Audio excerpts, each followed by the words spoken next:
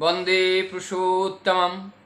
परम दयाल एक दिन भक्तों के साथ बैठे बातचीत कर रहे थे और बातचीत के सिलसिले में एक बात आई जीवनी को लेकर।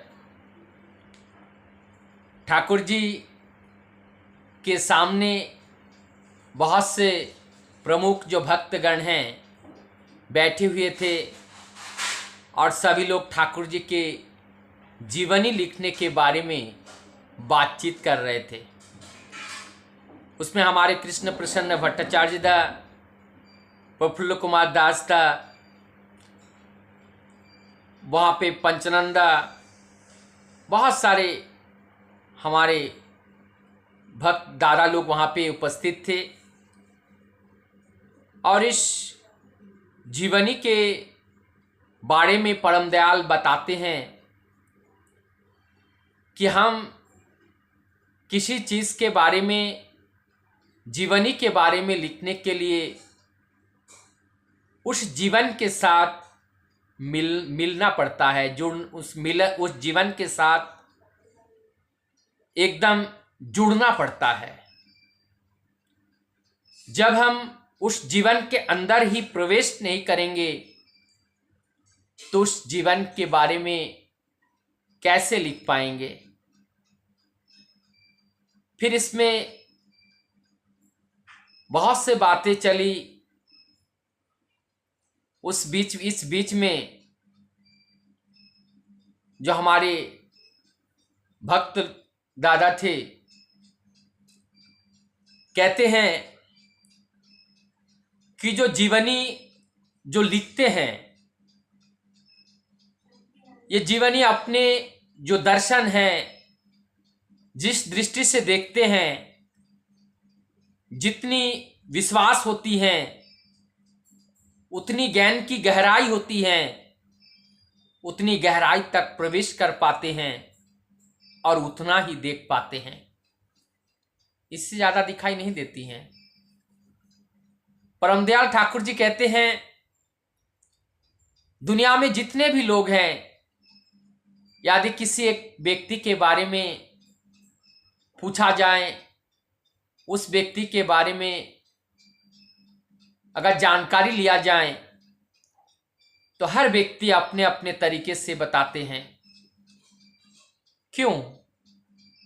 क्योंकि हर व्यक्ति का देखने का जो नजरिया है वो निर्भर करता है, उनका जो रिसेप्टर है, सेंसरी ऑर्गेन्स हैं, किस चीज को वो ज्यादा रिसीव करना चाहता है।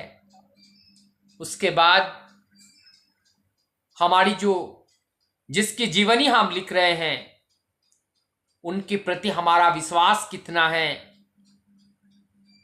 हमारी ज्ञान कितनी है। और हम लोग जानते हैं, ठाकुर जी बोले हैं, अनुभूति जब तक नहीं होती है तब तक ज्ञान पक्का नहीं होती है। और उस अनुभूति के लिए चाहिए निष्ठा, और इस निष्ठा के लिए चाहिए विश्वास। और निष्ठा का मतलब लगे रहना, तो उनको लगे रहना पड़ेगा। तो अर्थात दुनिया में जितने भी लोग हैं, अगर जीवनी लिखने के बारे में बताया जाए, सब अपने अपने तरीके से जीवनी लिखा जाएगा। लेकिन क्या जो परम पुरुष हैं, जो पुरुषोत्तम है, उनका जीवनी कोई लिख सकते हैं? कैसे जीवनी लिख पाएंगे? क्योंकि उनकी जीवन को देखने का जो दृष्टि है वो संपूर्ण जीवन से ही तो जीवनी होगी। लेकिन उस संपूर्ण जीवन को दर्शन केवल उस स्वयं ही कर सकते हैं। जो जगत के मालिक होते हैं वो स्वयं ही इसका दर्शन कर सकते हैं। हर कोई इस जीवन का, जो संपूर्ण जीवन का दर्शन संभव नहीं है। इसी बात को लेकर हमारे कृष्णदा, श्रद्धेय कृष्णदा, इस जीवनी की बात जब चली, उन्होंने सोचा कि मैं जीवनी, ठाकुर जी ने आशीर्वाद किए जीवनी लिखने के लिए।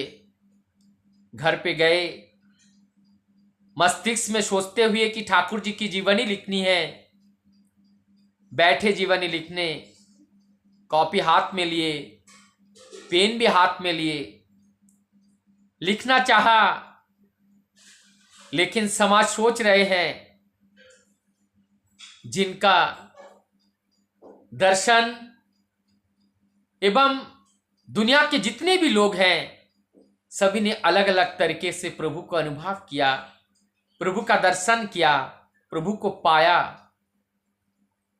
मैं जो जीवनी लिखूंगा, जो मैंने देखा, जो मैंने अनुभव किया, वो तो केवल एकमात्र अंश हुआ, जीवनी कहां हुआ। वो जैसा मैंने देखा, जिस मनोदशा से मैंने उनको पाया, उतना ही तो मैं लिख सकता हूं, लेकिन वो जीवनी कहां होगा। जीवनी तो होता है संपूर्ण लाइफ। ठाकुर जी ने, जो हमारे केष्टदा ने जो लिखने के लिए जितने प्रयास की, फिर समझ नहीं पाए, पेज को फाड़ दिए, सब फेंक दिए। सुबह आए, ठाकुर जी को प्रणाम किए और बोले, ठाकुर मैं जीवनी लिखूं तो कहां से लिखूं, कहां से मैं शुरू करूं, मुझे समझ में नहीं आया। ऐसे महामानव की महाजीवनी लिखना हमसे संभव नहीं है।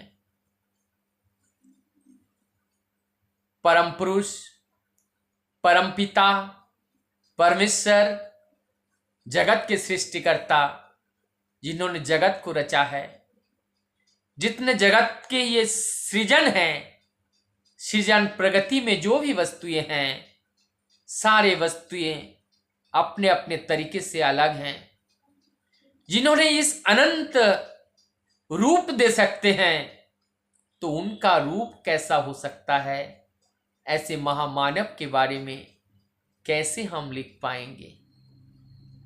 तो परम पुरुष का जो जीवन, परम पुरुष का जो दर्शन, यह हम सब के लिए, जो महान महान भक्त हुए, जो अपने दृष्टिभंगी से प्रभु को जैसे देखा, अपने अपने तरीके से, किसी ने परम दयाल का महाजीवन लिखा, किसी ने श्री ठाकुर अनुकूल चंद्र कह के जीवनी लिखा, किसी ने महामानव कहते हुए जीवनी लिखा।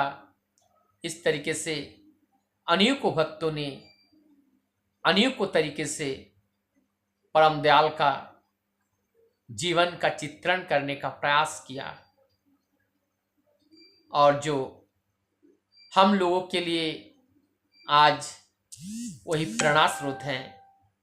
इस चर्म चक्षु से उनको देखने का सौभाग्य नहीं हुआ, लेकिन जिन लोगों ने देखा, देख करके इस सारी बात को लिपिबद्ध की, वही आज हम लोगों को वर्तमान आचार्य देव के माध्यम से उस परम सत्ता की अनुभूति प्राप्त हो पा रही है। वंदे पुरुषोत्तम।